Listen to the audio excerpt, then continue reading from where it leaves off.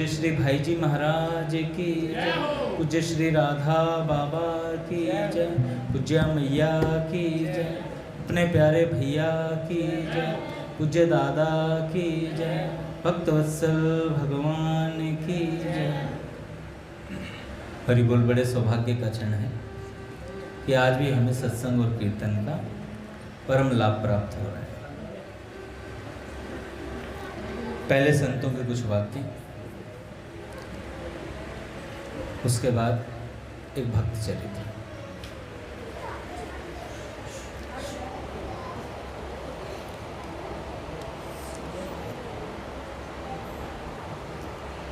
पूज्य रमेश बाबा जी कहते हैं, देखो भगवान के नाम में विश्वास हो जाना ही भगवान को पाना है। भगवान के नाम में विश्वास हो जाना ही भगवान को पाना है।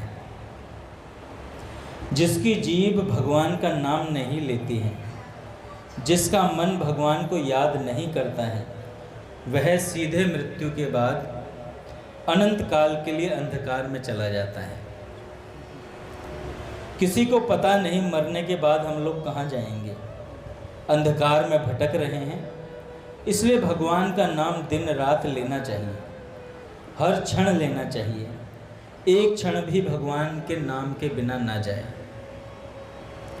एक महात्मा थे, गंगा जी के किनारे गुफा में रहते थे, किसी से मिलते नहीं थे।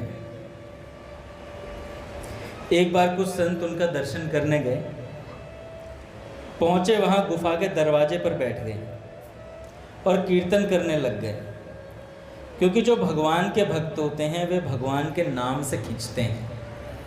जो भगवान के भक्त होते हैं वो भगवान के नाम से खिंच जाते हैं। निकलते तो थे नहीं वे गुफा से, लेकिन ये लोग कीर्तन करते हुए बैठे रहे। तो वे बाहर आए और उन्होंने कहा, क्यों आए हो? लोग बोले, हम आपसे मिलने आए हैं, कुछ हमको उपदेश कीजिए। तो उन्होंने एक दोहा कहा और कहकर चले गए भीतर गुफा में। वह दोहा क्या था? कहत हूँ कही जात हूँ, कहा बजाए ढोल, श्वासा बीती जात है, तीन लोक का मोल। श्वास बीती जा रही है तो इस पर ध्यान दें। जो मनुष्य, बच्चों चुपचाप एकदम, जब मनुष्य मरने लगता है तो तीनों लोगों की संपत्ति दान कर दे या घूस दे दे तो एक श्वास भी एक्स्ट्रा नहीं मिल सकती। आप डॉक्टर को करोड़ों रुपए दे दो, उससे कह दो भाई एक सांस एक्स्ट्रा दे दे मुझे, मैं जीना चाहता हूँ। गिनी हुई सांसें मिली हैं जिसको हम लोग संसार में भोगों में खर्च कर देते हैं। तीन लोक की संपत्ति, तीन लोगों की संपत्ति भी इसके सामने बेकार है। एक एक सांस भगवान में लगा देनी चाहिए। चाहे तीनों लोग की संपत्ति मिल रही हो, उसको फेंक दो। तो उन्होंने यही उपदेश दिया कि एक एक श्वास तीनों लोगों की संपत्ति से बड़ी है। एक एक सांस तीन लोग की संपत्ति से बड़ी है। तीनों लोग की संपत्ति हम दे दें, फिर भी एक श्वास हमें जिंदगी की बढ़ा नहीं सकते। त्रिलोकी दे दी जाए तो भी एक सांस एक्स्ट्रा नहीं मिलेगी। संसार में जितने बड़े बड़े राजा लोग हुए हैं सब मर गए, कोई नहीं बचा। एक श्वास भी कोई बढ़ा नहीं पाया, न रावण न हिरण्यकश्यप। इसलिए एक एक सांस जो खर्च हो रही है इसे व्यर्थ मत जाने दो। दिन रात हर श्वास में भगवान का नाम लो और एक एक सांस को भगवान के नाम पर लगा दो। श्वास श्वास पर कृष्ण भज, वृथा सांस जनि खोए, ना जाने यह श्वास को फिर आवन होए ना होए। ये सांस दोबारा आएगी या नहीं आएगी कोई भरोसा नहीं है। कोई गारंटी दे सकता है कि कल सुबह हम जीवित उठेंगे? कोई गारंटी नहीं दे सकता। तो इसलिए एक एक श्वास पर भगवान का नाम लो। हिरण्यकशिपु ने प्रहलाद जी से पूछा कि क्या शक्ति है तेरे पास। हिरण्यकशिपु ने भक्त प्रहलाद से पूछा, अपने बेटे प्रहलाद से पूछा, तेरे पास क्या शक्ति है जो तू आग में जलता नहीं, समुद्र में डूबता नहीं, अस्त्र शस्त्र से तू मरता नहीं है। तेरे पास ऐसी क्या शक्ति आ गई है जिसकी तपस्या की शक्ति के आकाश से तारे टूटने लगे, समुद्र खौलने लगा, पृथ्वी कांपने लगी, भूचाल आ गया। वह त्रिलोक विजयी हिरण्यकश्यप पूछता है प्रहलाद से, प्रहलाद तेरे अंदर जो प्रभाव है वह बड़ा सुदृढ़ प्रभाव है, तेरे अंदर ये शक्ति आ कहां से रही है? क्या तूने कोई जप किया है? क्या कोई तप किया है? मैंने तो 36,000 वर्ष तक एक पांव के अंगूठे पर खड़ा होकर आकाश की ओर मुंह करके मंत्र जप किया, तब मुझे ये वरदान प्राप्त हुआ। किंतु तूने क्या किया है? मुझसे अधिक शक्ति तुझ में मालूम पड़ती है। कौन कह रहा है? हिरण्यकश्यप कह रहा है प्रहलाद जी से, अपने पुत्र से कह रहे हैं कि मैंने तो इतने वर्ष तपस्या की है, तूने ऐसा कौन सा जप तप कर लिया तो तेरे भीतर ऐसी शक्ति आ गई? तूने कुछ तो जरूर किया है, किसी मंत्र का जप किया है, क्या कोई तप किया है? मेरे सामने ही तू पैदा हुआ है, मेरे सामने ही तू पैदा हुआ है, मेरे सामने ही पढ़ा लिखा, कहीं जंगल में भी नहीं गया तू। फिर क्या तुझ में कोई स्वाभाविक शक्ति है? प्रहलाद जी बोले, हे तात, हे पिताश्री, मैंने कोई तपस्या नहीं की, ना कोई मंत्र जपा है, न ही मुझ में कोई स्वाभाविक शक्ति या प्रभाव है। यह तो एक सामान्य सा प्रभाव है, हर आदमी के अंदर ऐसा प्रभाव आ सकता है, उसके लिए किसी तपस्या करने की जरूरत नहीं है, कोई मंत्र जपने की जरूरत नहीं है, केवल अपने हृदय में भगवान का स्मरण करो, प्रभु को हृदय में लाओ, बस काम हो गया। परंतु यह सुनने में बड़ा आसान लगता है, सुनने में ये बड़ा आसान लगता है, जबकि सच्चाई यह है कि हमारे हृदय में संसार है, भगवान नहीं। भोग है, धन संपत्ति है, संसार की चीजें हैं, लड्डू पेड़ा मल मूत्र आदि का चिंतन है। मनुष्य बचपन से ही भोगों की भीख मांगता रहता है, मुझे ये मिल जाए, मुझे ये मिल जाए। कोई ये नहीं कहता मुझे भगवान मिल जाए। माँ बाप भी सिखा देते हैं बच्चों को कि भाई पेट भरने की विद्या सीखो, फटाफट पैसे कमाने की मशीन बन जाओ, क्योंकि मैं बना हुआ हूँ। कोई जो खुद होता है वैसे अपने बेटे को बनाना चाहता है, बेटी को बनाना चाहता है। बनाना भी चाहिए, हरि का भजन पेट का धंधा, जो न करे सो मूर्ख अंधा। करना तो दोनों है, पर मुख्यता भगवान की होनी चाहिए उसके जीवन में। ये सब काम होते रहेंगे, चलता रहेगा। अरे जानवर अपने पेट भरने की वस्तु ढूंढ लेता है, हम तो फिर भी मनुष्य हैं, दिमाग है हमारे पास, भगवान ने एक्स्ट्रा बुद्धि दी है हमारे को, तो हम कमाने की विद्या भी सीख लेंगे और भगवान को पाने की विद्या भी, दोनों काम कर सकते हैं। यदि भगवान हृदय में आ जाएं तो उसे संसार की कोई भी शक्ति हरा नहीं सकती, अगर भगवान हृदय में आ जाए। देखो, भक्ति पाना है तो छोटा बनो, दीन बन जाओ, इससे निश्चित भगवान मिलते हैं। भगवान स्वयं छोटे बनकर शिक्षा देते हैं। जब पांडवों ने यज्ञ किया था तो सबको सेवा मिली, गुरुजनों की सेवा अर्जुन को मिली। स्वयं सबसे छोटी सेवा चरण धोने की और झूठी पत्तल उठाने की सेवा भगवान ने ली, कि इस यज्ञ में संतों की चरणों की सेवा, उनके चरणों को धोने की सेवा भगवान ने कहा मैं करूँगा। संसार का स्वामी झूठी पत्तलों को अपने सिर पर रखकर ले जा रहा है, ऐसा उदाहरण कहीं दिखाई दिया है? उसी को भक्त कहते हैं। जहाँ भी जाओ 10 आदमी काम कर रहे हों तो जो बैठा बैठा देखता है वह भक्त नहीं है, जो बैठा बैठा देखे वो भक्त नहीं है, जो लग पड़ता है सेवा में वह भक्त है। यह भगवान श्री कृष्ण का आदर्श है। भगवान यज्ञ में सेवा दे रहे हैं। चैतन्य महाप्रभु जी ने गुंडीचा मंदिर साफ किया था। सबसे ज़्यादा कूड़ा चैतन्य महाप्रभु जी ने साफ किया। जो सेवा नहीं करता है, बैठा बैठा देखता है, उसमें भक्ति नहीं है। सेवा करने वाले को लज्जा, संकोच, बड़प्पन, मान आदि ये सब छोड़ देना चाहिए। कूद पड़ना चाहिए मैदान में सेवा के लिए, उसी को भक्त कहते हैं। ये आदत जिसमें नहीं है उसमें न भक्ति है न कभी आएगी। किसी के कहने से तब सेवा करने के लिए चले, वह भक्त नहीं। जो स्वयं खड़ा हो जाता है सेवा के लिए, वो भक्त हैं। उसको भक्ति मिलेगी और भगवान भी मिलेंगे, दोनों वस्तु मिलेंगी।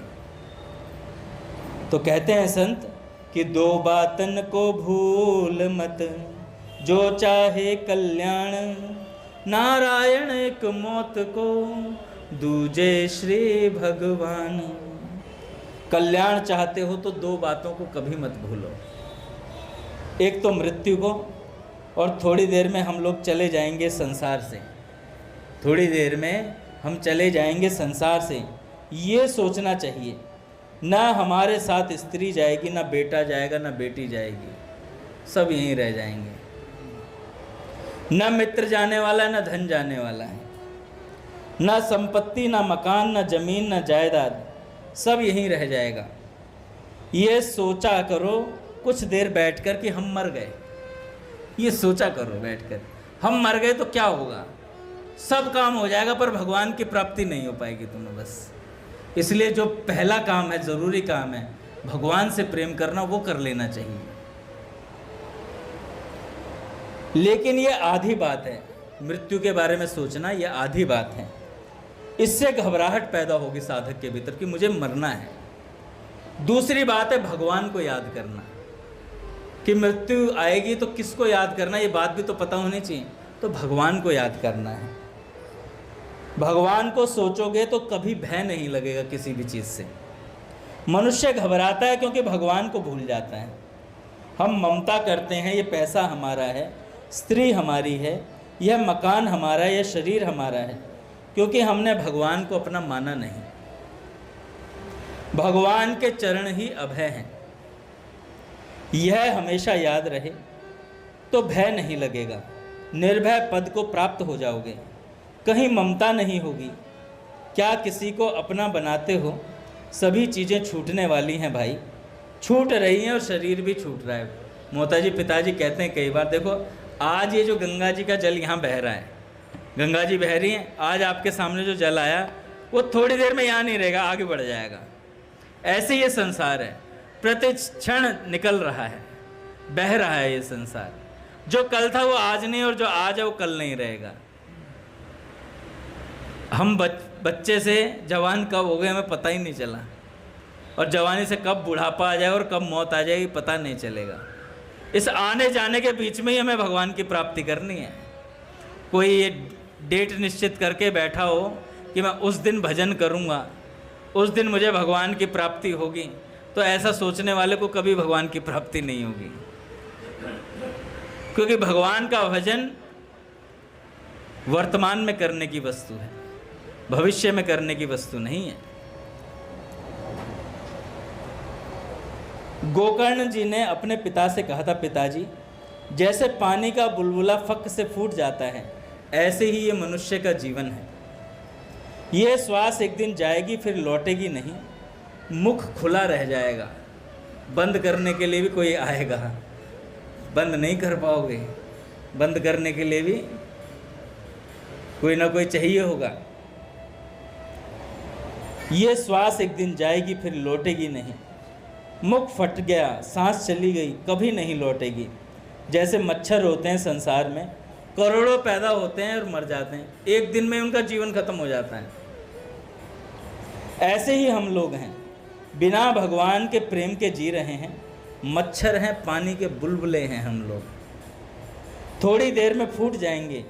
इसलिए हर समय भगवान का स्मरण करो, भगवान की याद करो, एक क्षण भी इधर उधर नष्ट मत करो। देखो इस मनुष्य शरीर का सिर्फ इतना ही फल है कि हम भगवान की शरण में चले जाएं, और यदि भगवान की शरण में नहीं जाते तो हम आत्महत्यारे हैं, हम आत्महत्यारे हैं, पशु हैं, गधे हैं, कुत्ते से भी ज़्यादा नीच हैं। चल उठ बुलिया पीर नू मना ले, नहीं बाजी ले गए कुत्ते। बुल्ले शाह जी कहते हैं कि बाजी कुत्ते ले गए, क्योंकि हमारी जो योनि है सबसे ऊंची योनि है, इससे भगवान की प्राप्ति हो सकती है। और जो कुत्ते की योनि है वो भोग योनि है, वो कुछ भी ना करके ऊंची योनि में ही बढ़ेगा, वो नीची योनियों में नहीं जा सकता। और हम अगर कुछ नहीं करेंगे तो 1,84,000 के हैं ये फेरे, फिर 1,84,000 में घूमेंगे। दोबारा जन्म होगा, फिर मरण होगा, फिर जन्म होगा, फिर मरण होगा, और फिर वो चक्कर चलता रहेगा। तो भगवान ने बड़ी कृपा करके मनुष्य जन्म दिया है, तो इससे निरंतर भगवान की याद कर ली जाए। गोस्वामी जी कहते हैं, बड़े भाग मानुष तन पावा, सुर दुर्लभ सदग्रंथन गावा, साधन धाम मोक्ष कर द्वारा, पाई न जेहि पर लोक सवारा, सो परत्र दुख पावई, सिर धुनि धुनि पछताई। काल ही कर्म ही ईश्वर ही मिथ्या दोष लगाई। जो कुछ नहीं करता ना वो कहता है अरे कलयुग चल रहा भाई, कुछ नहीं हो सकता। और जो काल पे नहीं लगा तो कर्म पे लगा देगा, अरे हमारे भाग्य में ही नहीं था भजन करना, तो लिखवा लो, नाम ले लो, आज भगवान का आपके भाग्य में लिखा गया, आज ही लिखवा लो।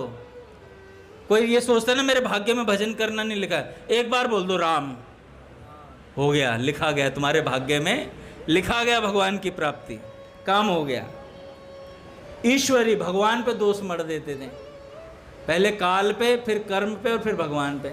यार भगवान ने ऐसी व्यवस्था नहीं बनाई, ऐसी परिस्थिति नहीं बनाई, और कभी भी भजन परिस्थिति से नहीं होता है, स्थिति से होता है।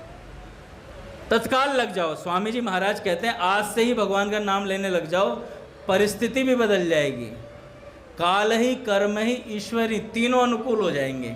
काल भी अनुकूल हो जाएगा, कर्म भी हो जाएगा, और ईश्वर भी अनुकूल हो जाएगा। सब सहायता करेंगे तुम्हारी भगवान से मिलाने में। भगवान ने कृपा करके दुर्लभ मनुष्य शरीर हमें दिया, और फिर भी हम जैसे लोग कहते हैं अरे भाई भगवान की कृपा नहीं है, भगवान की कृपा नहीं है, कैसे भजन करें, केवल मिथ्या भगवान को दोष देते हैं।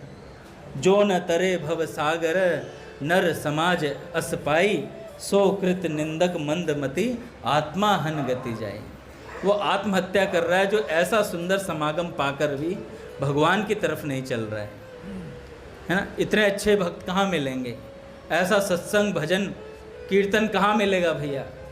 अगर हम यही गुड़गांव में कहीं पैदा होते, या कहीं बेंगलोर में पैदा होते जहाँ पर ऐसा वातावरण ही नहीं मिलता, हमें पता ही नहीं चलता कि भगवान की प्राप्ति भी कोई वस्तु होती है। आराम से नहाते धोते, ऑफिस जाते, ऐश करते, दारू पीते, उल्टे सीधे काम करते, वही काम करते रह जाते पूरे जीवन, पता ही नहीं चलता भैया। ये भगवान की कृपा है कि हमें इस बात का पता चला है कि हमें मृत्यु के बाद जाना कहाँ है। इस बात की खबर हमें किसने दी? संतों ने दी है।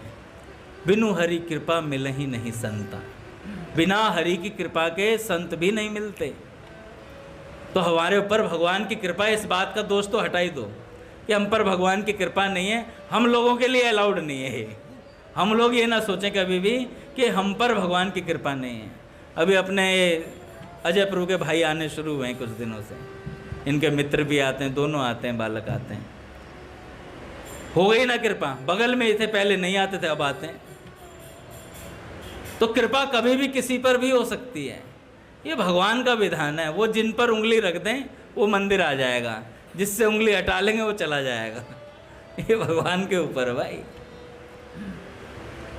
क्योंकि परम स्वतंत्र न सिर पर कोई, भगवान के सिर पर कोई नहीं है कि कोई उन्हें गाइडेंस करेगा, इस पे कृपा करो, उस पे मत करो, या भजन करने वाले पर ही कृपा करो। भगवान बिना भजन करने वाले पर भी कृपा कर सकते हैं। संसार में कितने लोग हैं जो भजन कर रहे हैं, गिने चुने होंगे, लेकिन सबको खाने को मिल रहा है ना, पीने को मिल रहा है ना, संसार में रह रहे हैं ना, कपड़े मिल रहे हैं ना, सब चीज़ें मिल रही हैं बराबर। तो भगवान के तो सब मम प्रिय सब मम उपजाए, भगवान को सब प्यारे हैं, पर भजन करने वाले के प्रति भगवान पक्षपात कर देते हैं। कहते हैं भैया ये कुछ खास है व्यक्ति हमारे लिए, है ना। क्या पक्षपात कर देते हैं? संत दे देते हैं उन्हें, अपनी कथा दे देते हैं, अपना नाम दे देते हैं, है ना। ये सब व्यवस्था कर देते हैं भगवान फटाफट।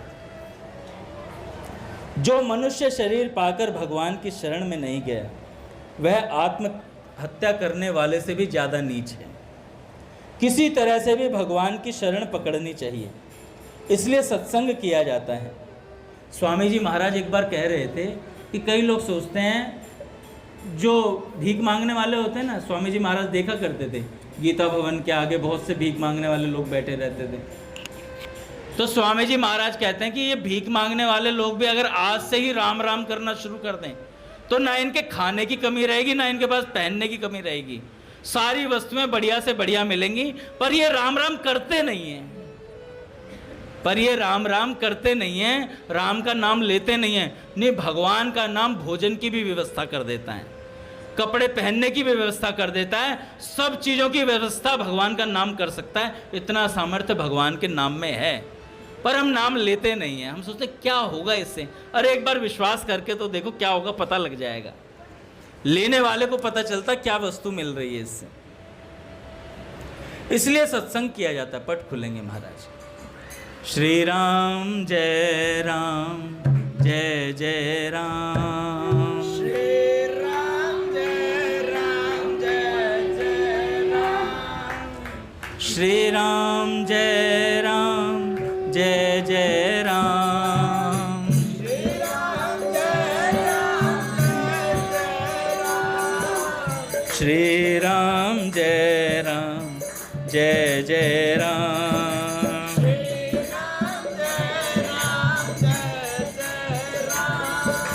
जय जय श्यामा जय जय श्याम, जय जय श्यामा जय जय श्याम, जय जय श्री वृंदावन धाम, जय जय श्री वृंदावन धाम। बोलिए राधा माधव सरकार की जय।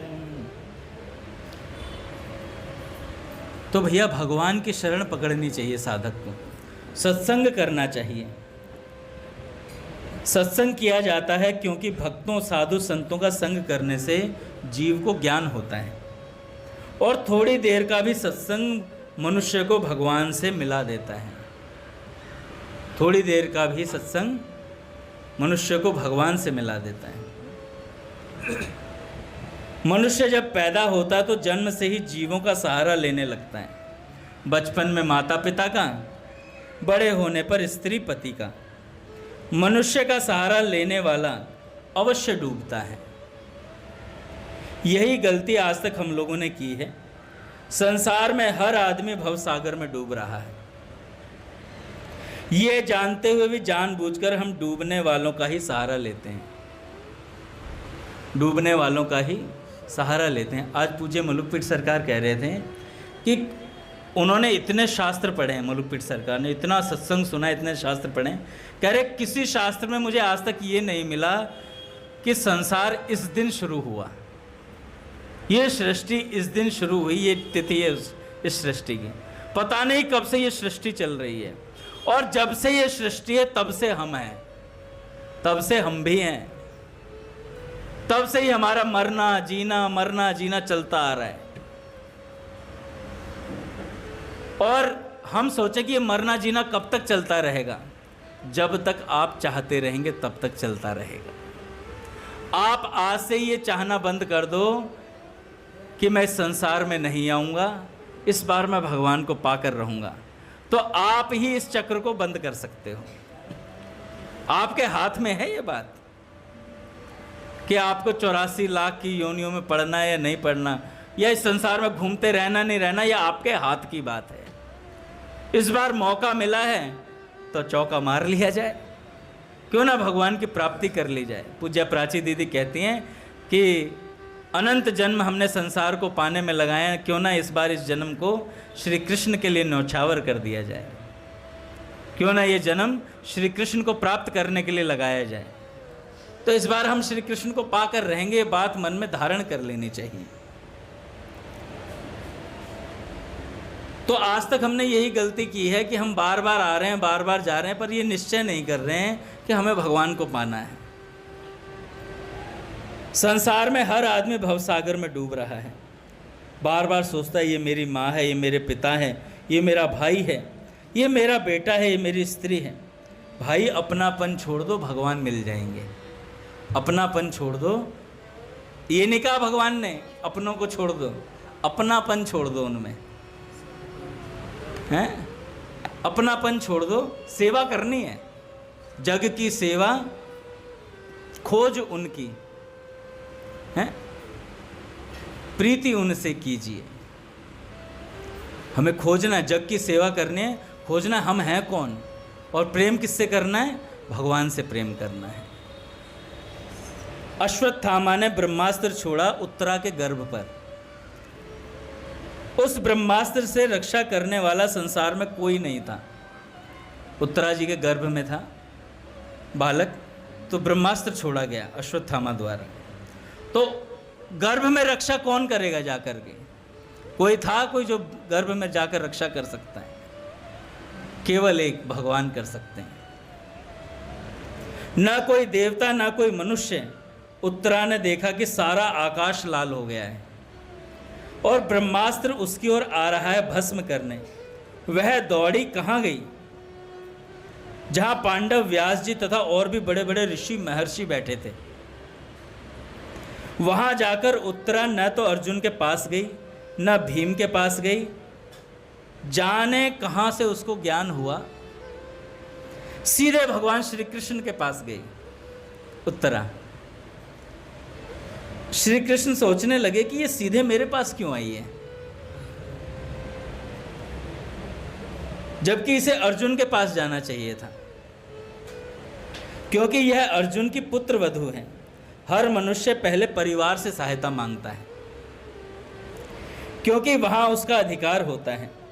लेकिन उत्तरा अर्जुन के पास नहीं गई, भीम के पास भी नहीं गई, सीधे भगवान के पास गई और बोली, पाही पाही महायोगिन देव देव जगतपते। हे प्रभु, मैं तुम्हारी शरण में आई हूं, क्योंकि समस्त देवताओं के तुम देवता हो, सारे संसार के पति रक्षक भी तुम ही हो। हम लोग संसार में मरते हैं क्यों? क्योंकि जीवों का आश्रय लेते हैं। ये मेरी माँ है, ये पिता है, ये पति है, इनका आश्रय लेते हैं, इसलिए मरते हैं। भगवान का आश्रय लेंगे तो मरेंगे नहीं। मरेंगे नहीं मतलब कि संसार, शरीर नहीं छूटेगा, शरीर तो छूटेगा। ऐसा मरेंगे कि फिर मरना नहीं होगा, फिर कभी मरना नहीं होगा कि राम मरे तो मैं मरूं, नहीं तो मरे बलाए, अविनाशी का बालका किस विधि मारा जाए। तो भैया हम तो अविनाशी के बालक हैं, फिर कैसे मर सकते हैं? मनुष्य की आशा करना, मनुष्यों की आशा करना, भगवान से दूर जाना। अपना रक्षक कोई नहीं है संसार में, न माँ है, न बाप है, न पति है, न पुत्र है। रक्षक तो केवल केवल श्री कृष्ण है। एक बार दुर्वासा ऋषि जी आए, पहले आए कौरवों के पास। तो दुर्योधन ने बड़ी सेवा पानी करी, दुर्वासा ऋषि जी प्रसन्न हो गए, कहने लगे, ऐसे ही सब लोग बुराई करते हैं कौरवों की, कौरव तो बहुत अच्छे हैं, कितनी अच्छी सेवा करी है। और दुर्योधन सेवा बड़े चाव से करनी पड़ रही थी, मजबूरी थी उसकी, नहीं करता तो पता चलता दुर्वासा ऋषि जी कैसे हैं। तो बड़े चाव से, ये एक भी मतलब मिस्टेक नहीं करी उस बंदे ने, बहुत अच्छी सेवा करी। और सेवा करने के बाद जानबूझकर, उसे पता था कि इस समय तक पांडव लोग भोजन कर लेते हैं, द्रौपदी अक्षय पात्र से सबको भोजन करा देती है और खुद भी पा लेती है, तो जानबूझकर ऐसे समय पर दुर्वासा ऋषि जी को भेजा कि महाराज आप वहाँ जाकर भोजन कीजिए, मेरे भाई हैं, बड़े धर्मज्ञ हैं। जब ऐसी बातें दुर्योधन के मुख से सुनी तो दुर्वासा ऋषि प्रसन्न हो गए। अरे कैसा, क्या अद्भुत भाई है, तुझे पता ऐसे ही आक्षेप लगते हैं। अपने भाइयों के यहाँ भेज रहा है, सेवा उसे मिल जाए, उन्हें मिल जाए। तो दुर्वासा ऋषि जी 10,000 शिष्यों के साथ गए, 10,000 शिष्यों के साथ गए और जाकर के पांडवों के पास पहुंचे। महाराज पांडवों से बोला कि भाई भोजन करेंगे। अच्छा, समय हो चुका था, द्रौपदी जी भी पा चुकी थी। अब अक्षय पात्र से कुछ नहीं निकलने वाला था। सारे परेशान पांडव। द्रौपदी अंदर थी। तो युधिष्ठिर जी ने भीम और अर्जुन से कहा कि भैया देखो, दुर्वासा ऋषि जी आएंगे और उन्हें भोजन नहीं मिला तो वो भस्म कर देंगे, मरना वैसे भी है। इससे बढ़िया तुम ऐसा करो, जंगल से लकड़ियाँ काट लाओ, अपनी चिता बनाकर सारे वैसे ही जल के मर जाते हैं। इतनी बात कह ही रहे थे कि द्रौपदी जी आ गई। द्रौपदी ने पूछा कि क्या बात चल रही? कह रहे ऐसे ऐसे दुर्वासा ऋषि आ गए हैं और अक्षय पात्र तो अब कुछ देगा नहीं, तो अब वो भस्म करेंगे, इससे अच्छा हम खुद ही जल लेते हैं। तो द्रौपदी जी ने कहा कि कैसे भक्त हो आप भगवान के? पांडवों को बोला, क्या श्री कृष्ण कहीं चले गए हैं या श्री कृष्ण मर गए हैं? ऐसा अद्भुत विश्वास था। इतने में ही भगवान कुटिया में प्रवेश करते हुए आए और कहने लगे, कृष्ण भूख बहुत तेज लगी है, भूख बहुत तेज लगी है। देखो, भगवान हर जगह मौजूद हैं। भगवान को कहीं से आना नहीं और कहीं जाना नहीं है। गोपी गीत चल रहा था तो भगवान मध्य में ही बैठे थे, एक गोपी बनकर स्वयं। ना वो भगवान कहीं से आते न जाते हैं, भगवान सदा हैं और रहेंगे भैया। तो भगवान ने कुटिया में प्रवेश किया और कहा कि कृष्ण बहुत तेज भूख लगे कृष्णा। और महाराज द्रौपदी जी ने तो कह दिया कुछ है नहीं। उन्होंने कहा पात्र लेकर के आओ। तो देखा एक तिनका साग का लगा हुआ था और भगवान ने वही पा लिया। और जैसे ही पाया, दुर्वासा ऋषि जी अपने 10,000 शिष्यों के साथ वहां पर जैसे ही जल से स्नान करके बाहर निकले, ढकारे मार रहे हैं बहुत तेज तेज। यार पेट कैसे भर गया? पेट कैसे भर गया? ओ भाई, यहां गले तक ऐसा लगा, यहां तक मतलब उन्होंने मलाई चाप खा लिया। पूरा उनका यहां तक भर गया गला। रबड़ी वबड़ी सब। सीताराम जी अच्छे से पेट भर गया। तो दुर्वासा जी कह रहे यहीं से निकल लो, वरना भीम अर्जुन जबरदस्ती पकड़ के खिलाएंगे, फिर यहीं से गोली हो जाओ सारे के सारे। तो वहीं के वहीं चले गए, क्योंकि विश्वंभर भगवान श्री कृष्ण ने पा लिया तो पूरा समस्त ब्रह्मांड पा लेता है। ये बात इसलिए बताए कि देखो द्रौपदी जी को भगवान पर कितना विश्वास है। स्वामी रामसुखदास जी महाराज कहते हैं कि देखो भगवान जैसा दयालु कोई मिलेगा नहीं। पूरी सभा में द्रौपदी जी का चीरहरण हो रहा है। दुशासन 10,000 हाथियों का बल लेकर के महाराज वो वस्त्र खींच रहा है। रजस्वला स्त्री है द्रौपदी जी, उस समय रजस्वला थी। सबकी तरफ देखा महाराज, भीष्म पितामह जी की तरफ देख रहे हैं, महाराज कृपाचार्य जी की तरफ देख रहे हैं, वहाँ पांडव हैं, सबकी तरफ देखा, किसी ने सहायता नहीं करी। हाँ, एक कृपाचार्य जी थे, उनकी तरफ देखा तो कृपाचार्य जी कुछ बोल नहीं सके। कृपाचार्य तो कृपा तो बनती थी करनी, तो उन्होंने उंगली यूं कर दी ऊपर, एक भगवान बचा सकते हैं तुम्हें बस, और कोई नहीं बचा सकता इस सभा में। ऐसी बात बोली तो समझ में आ गया द्रौपदी को। देखो गुरु सिर्फ इशारा करता कि ये काम कर लो, बच जाओगे। साधक समझदार है तो इशारा समझ जाता है कि किस चीज से काम होगा। तो तत्काल कृपाचार्य जी ने बोला एक श्री कृष्ण को पुकारो। तत्काल महाराज द्रौपदी जी ने भगवान को पुकारा, वहीं वस्त्रावतार हो गया। दुशासन की भुजाओं का बल थक गया महाराज, चूर चूर हो गया। 10,000 भुजाओं का बल घटने लगा, पर घट्यो ना 10 गज चीर। भगवान वस्त्र अवतार में बनकर महाराज। तो स्वामी जी महाराज एक बात बहुत अच्छी कहते हैं, स्वामी रामसुखदास जी महाराज, कि भगवान इतने कृपालु हैं कि एक रजस्वला स्त्री के कटी से नीचे का वस्त्र बनने को तैयार है।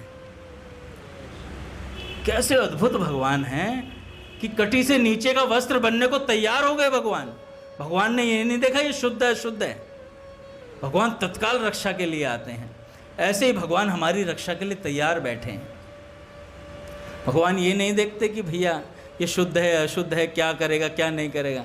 भगवान को जब आना मर्जी है उनकी भैया। मैं तो पहले ही बोला, परम स्वतंत्र न सिर पर कोई, तत्काल आते हैं भगवान, मर्जी है भगवान की। ना जाने कौन से गुण पर दया निधि रीझ जाते हैं। तो भैया आशा करनी है तो केवल भगवान की करो। भगवान कहते हैं भगवत गीता में, अर्जुन तुम निरंतर आसक्ति से रहित होकर सदा कर्तव्य कर्म को भली भांति करता रहे, क्योंकि आसक्ति से रहित होकर जो भी कर्म करेगा उससे तुझे मेरी प्राप्ति होगी। आसक्ति रहित होकर कर्म करने के लिए कहते हैं। आसक्ति छोड़कर कर्म करो तो निश्चित भगवान मिल जाएंगे। कुछ साधन करने की आवश्यकता नहीं है, केवल ये मानकर काम करो कि मैं भगवान का कार्य कर रहा हूँ, भगवान के लिए कर रहा हूँ। कर प्रणाम तेरे चरणों में लगता हूँ अब तेरे काज, पालन करने को आज्ञा तब मैं नियुक्त होता हूँ आज। हे नाथ, इस संसार की सेवा करना, अपने निज जनों की सेवा करना, आपकी सेवा करना मान करके मैं इस कार्य को कर रहा हूँ। तो कुछ करने की जरूरत नहीं पड़ेगी, इस संसार के कर्म करते हुए भगवान मिल जाएंगे। ये हो गया कर्म योग। कर्म करो पर भगवान को समर्पित करके, तो भगवान मिल जाते हैं। अगर आँख खोलकर अपने जीवन में देखोगे तो पग पग पर आपको आसक्ति मिलेगी। खाने पीने बैठने आदि सभी क्रियाओं में पुरुष स्त्री संग क्यों चाहता है? इंद्रियों में आसक्ति है, इसलिए काम पैदा होता है। अपमान हो गया तो बुरा लगा, क्योंकि आसक्ति है शरीर में, कि मेरे शरीर को बुरा कह दिया, मुझे बुरा कह दिया। अपमान हो गया तो बुरा लगा, क्योंकि शरीर में आसक्ति है। किसी ने गाली दी, बुरा क्यों लगा? क्योंकि मल मूत्र के पिंड शरीर में आपकी आसक्ति है। अगर आसक्ति नहीं होती तो कोई विकार ही नहीं आएगा। इसलिए अपनी आसक्ति को देखना और पकड़ना सीखो। देखो भगवान की सेवा साक्षात कहाँ मिलती है। जब भगवान मिले तो उनकी सेवा मिले, लेकिन अगर उनके भक्तों की सेवा मिल जाए तो भगवान की सेवा से भी बड़ी हो जाती है। अगर भक्तों के अपने पवन प्रभु जी हैं, इंटरनेशनल भक्तों की सेवा करते हैं, नेशनल की भी कर लेते हैं ऐसी बात नहीं है, तो सब भक्तों की सेवा करते हैं भैया। तो ऐसी ही बात है, भगवान की सेवा करने वाले तो बहुत हैं, परंतु भक्तों की सेवा करने वाले बहुत कम मिलेंगे, क्योंकि भक्तों की सेवा करना कठिन भी है।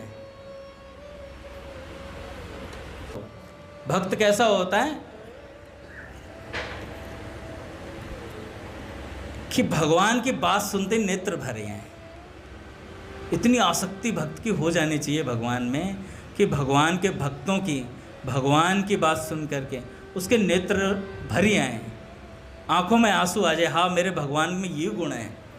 इस स्थिति तक साधक को पहुंचना है। अच्छा, ऋषिकेश को कोई अनुभव हो जाए अभी, है ना, अभी ऋषिकेश को रात्रि में भगवान दिख जाए तो पूरे मंदिर में जय जयकार हो जाएगी। कल ही ऋषिकेश प्रभु से मिलने के लिए लोग आने शुरू हो जाएंगे। ऋषिकेश प्रभु, आपको भगवान की प्राप्ति, भगवान कैसे दिखते हैं, फिर सब इनका आदर करेंगे। सीताराम को हो जाए, सीताराम प्रभु बैठे हैं अपने, इनको भगवान की प्राप्ति हो जाए। भाभी सच बताना भाभी, आपके मन की बात हो, आप कल ही आएंगे, सीताराम प्रभु कैसे हुआ, कैसे भगवान की प्राप्ति, है ना। सब आदर कर, पैर भी छुएंगे आकर के, और हो प्रभु की परिक्रमा ही मार लें प्रभु जी की जय जयकार। लड्डू प्रभु, है नहीं है ये बात। अगर तुम्हें कल भगवान के, आज रात को भगवान को दर्शन हो जाए, कल को तुम्हारे घर के आगे मैं लाइन लगा के खड़ा हूँगा सबसे पहले, लड्डू प्रभु आप मंदिर नहीं आ रहे फिर भी भगवान मिल गए कम आ पाते थे, और हम यहाँ भजन कर रहे हैं फिर भी नहीं मिल पा रहे। अनुभव का आदर होने लग जाता है तत्काल, है ना। पर आदर किस बात का होना चाहिए ऋषिकेश? आदर होना चाहिए जिस भक्त की आसक्ति भजन में है, उस भजन का आदर होना चाहिए। आसक्ति भगवान के नाम में है। अरे चमत्कार देखकर तो पूरा विश्व नमस्कार कर सकता है तुमको, लेकिन आपकी भगवान की पूज्य प्रेमानंद जी महाराज कभी दिखाया उन्होंने चमत्कार? कुछ नहीं दिखाया। उनका भजन में प्रेम है और लोगों को उनके भजन से देखो सब लोग कैसे आके प्रणाम कर रहे हैं। एक ही बात बोलते हैं, भजन करो भाई, राधा राधा नाम जपो। कोई चमत्कार नहीं। मेरे किसी ने बोल दिया महाराज जी मेरी किडनी खराब है, कह रहे मेरी दोनों खराब है। उन्होंने साफ बोल दिया मेरे पास अगर अपनी किडनी ठीक करवाना है तो डॉक्टर के पास चले जाओ, वो ज़्यादा अच्छी करेगा। मेरे पास आए हो तो मैं भगवान का विश्वास दिलवा सकता हूँ तुम्हें, भगवान का नाम दे सकता हूँ, भगवान की कथा दे सकता हूँ। तो बात ऐसी है भैया, भगवान के भजन का आदर होना चाहिए। प्रेमानंद जी महाराज से किसी ने बोला कि सिर में दर्द रहता, कह रहे भैया ऐसी ऐसी बातें पूछने के लिए मत आया करो यहाँ हमारे सामने। साफ बोल दिया। और जिसे साफ बोल देंगे ना वो कहेगा कुछ खास नहीं है महाराज जी में, कुछ खास नहीं है। क्या खास है वो उसी को पता है भैया, क्या मिला हुआ है उन्हें। तो ऐसी बात है, भगवान के नाम में आसक्ति करो, भगवान के सत्संग में, नाम रूप गुण लीला धाम में, इनमें आसक्ति करो, काम हो जाएगा। भगवान बहुत प्रसन्न होते हैं कोई भक्त की सेवा करता है तो। हमारे पवन प्रभु जी से पूछो इनको कितनी अनुभूतियाँ माधव की होती हैं केवल भक्तों की सेवा करने से, बताएंगे नहीं। फिर भी हम इनकी परिक्रमा कर लेंगे आज सब भक्त। बोले राधा माधव सरकार की जय। आरती करते हैं महाराज।